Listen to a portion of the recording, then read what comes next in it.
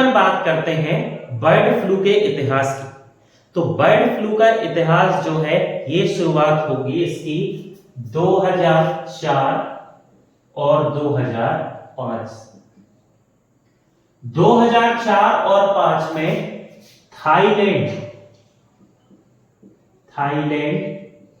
और वियतनाम, यहां पर सबसे पहले इस बीमारी को मनुष्य में देखा गया था।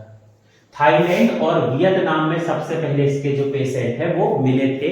ठीक है, 2004 का आखिरी था, सितंबर अक्टूबर चल रहा था, और 2005 की शुरुआत में फिर ये केस मिले होंगे। हुआ क्या, इसके पीछे कहानी है। चाइना में तो मतलब आप कह सकते हैं फेस्टिवल, एक त्योहार मनाया जाता है चाइना में, जिसे कहते हैं thanks giving festival. Thanks giving festival और भी देशों में जैसे आप सर्च करोगे ना तो अमेरिका में भी मनाते हैं, इंग्लैंड में भी मनाते हैं, पर उनका उद्देश्य अलग है। वो कुछ और, जैसे कोई गरीब बच्चों की शिक्षा के लिए देने के लिए करता है, कोई गरीब बच्चों को खिलौना देने के लिए करता है, वो अलग है। चाइना में जब ये मनाया जाता है थैंक्स गिविंग फेस्टिवल, ये चाइना में प्रतिवर्ष मनाया जाता है। इसको मिड ऑटम में मनाते हैं, बोले तो मध्य शरद ऋतु। और मध्य शरद ऋतु का मतलब अब इसकी डेट तो फिक्स नहीं है, पर आप ये मान के चलो सितंबर का अंत और अक्टूबर की शुरुआत, अक्टूबर की स्टार्टिंग,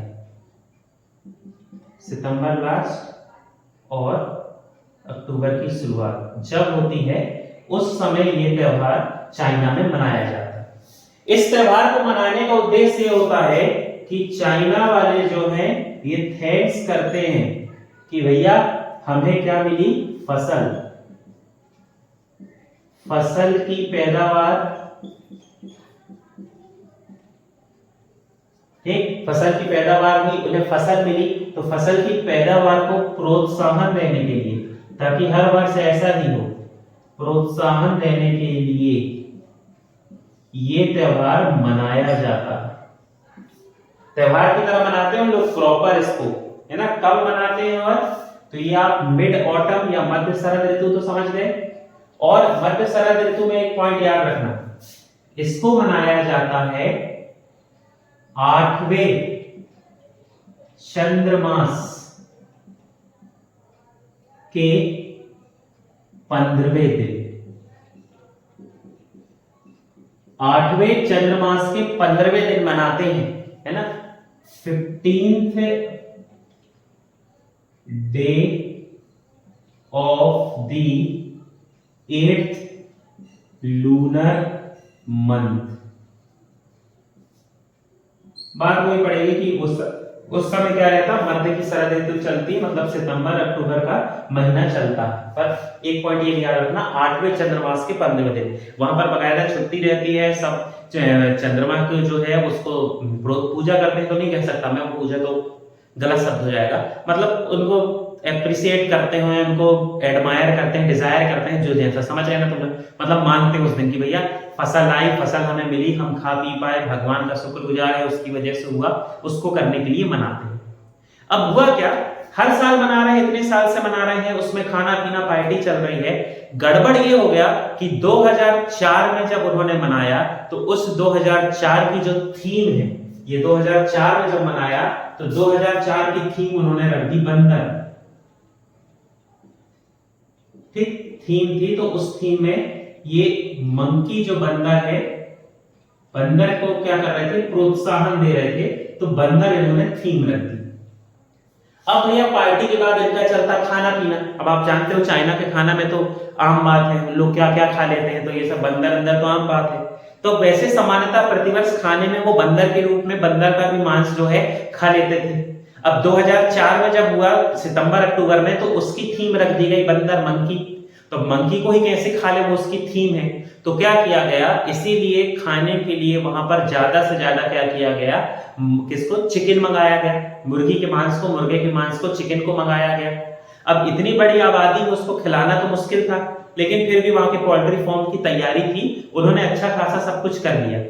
अब हुआ क्या, जब ये फेस्टिवल उनका बढ़ा और जब उनको सप्लाई कम हुई तो उन्होंने और जो मुर्गी है वो मंगा ली, कहां से, थाईलैंड से, वियतनाम से। यहां से उन्होंने क्या मंगा ली, मुर्गी। और थाईलैंड और वियतनाम की मुर्गी जो है वो पहले से ही प्रभावित थी। देख लो, मनुष्य में भी सबसे पहला केस यहीं पर मिला था। तो उन्होंने थाईलैंड और वियतनाम से भी मुर्गी मंगा ली, जिसके अंदर कौन सा वायरस था, H5N1 वायरस। अब सामान्यतः ये जो वायरस है ये 60 डिग्री सेल्सियस में मर जाता है ना। चाहो तो आप जहां नोट्स बनाए वहां लिख लो, H5N1 वायरस 60 डिग्री सेल्सियस में मर जाता है। तो यदि उस खाने को बहुत अच्छे से उबाला गया होता तो वो वायरस मर जाता, मनुष्य में आता ही नहीं। लेकिन अब इतना बड़ा त्योहार है तो त्योहार में इतना पकाने में ध्यान तो देंगे नहीं, जैसा जो बना मसाला डालो, स्वाद करो और दे दो। आप जानते ही इतने लोगों की व्यवस्था करना। तो क्या हुआ कि उसको कच्चा जो था या कम पका हुआ था, सीधे सीधे उसको लोगों को दे दिया गया। तो वो जो H5N1 वायरस था वो लोगों के अंदर आ गया और लोगों में क्या होने लगा, बर्ड फ्लू।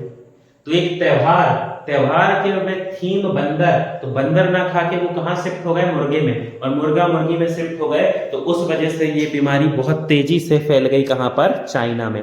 सबसे पहले भले आई थाईलैंड वियतनाम में, लेकिन तेजी से ये जो फैली कहां पर, चाइना। फिर चाइना से और बाकी देशों की जगह, बड़ी बड़ी जगह है ना, क्योंकि अब चाइना आप जान ही रहे, वहां अलग अलग देश के लोग हैं सब। तो इस वजह से फिर वो धीरे धीरे क्या हो गया, पूरी जगह पर फैलती गई। पर ठीक है, दिक्कत नहीं है, मरते नहीं है तो कोई दिक्कत नहीं, चलता रहता है ना। तो इस प्रकार से भैया ये कहानी हो गई किसकी, बर्ड फ्लू। बर्ड फ्लू बीमारी क्या है, कैसे आई, क्या इसका क्या था। अब तो उपचार भी है, टॉमी फ्लू रिलेंजा बन गया है। लेकिन इस प्रकार से आप याद रख सकते हैं कि बर्ड फ्लू बीमारी क्या है और क्या इसका इतिहास।